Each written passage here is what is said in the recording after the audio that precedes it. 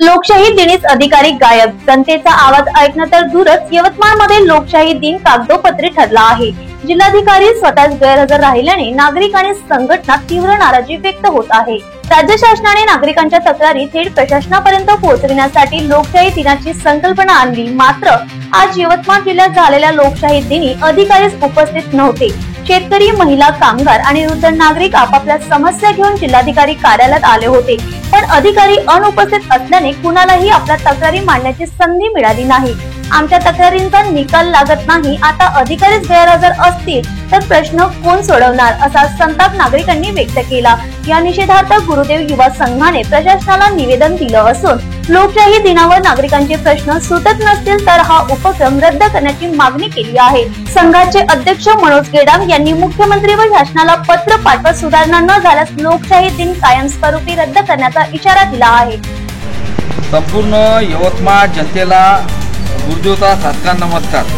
आपण बघू शकता लोकशाही दिवस बचत भवन आहे इथे हर सोमवारी लोकशाही दिवस साजरा केला जातो।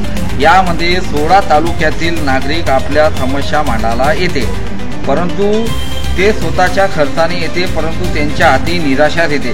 काहून का संबंधित अधिकारी ते अहवाल देत नाही आणि टाळाटाळ करते आणि यामध्ये वारंवार जिल्हा अधिकारी मीना सर हे लोकशाही दिवसाला गैरहजर राहते आणि राजा गैरहजर असला तर प्रजा काय करणार, हा आमचा मोठा प्रश्न आहे। यासाठी जो लोकशाही दिवस म्हणजे जो दिरंगाई कायद्याच्या अंतर्गत आहे, त्या लोकशाही दिवसामध्ये नियमामध्ये असं नेमून आहे का 30 दिवसाच्या आत तक्रारकर्त्यांची लोकशाही दिवसाची तक्रार निकाली काढण्यात यावी। परंतु मला असं वाटत आहे का या कार्यालयामध्ये 15-15, 10-10 वर्षापासून लोक लोकशाही दिवसात येत आहे, परंतु त्यांना निराशाच होत आहे। या व्यक्ती आहे यांना 3 वर्षे झाल्या, एक नासूकचा प्रॉब्लेम आहे का यांच्या घरामध्ये पाणी घुसत आहे। हे अधिकाऱ्याला ते एवढूसा प्रश्न या गरिबाचा सोडवता नाही। दिव्यांगाचे प्रश्न आहे, गोरगरिबांचे प्रश्न आहे, शेतकऱ्यांचे आहे व निराधार बांधवाचे जे छोटे छोटे शासकीय रुग्णालयाचे प्रॉब्लेम आहे, ते असे छोटे छोटे प्रॉब्लेम या अधिकाऱ्याशी सुटत नसन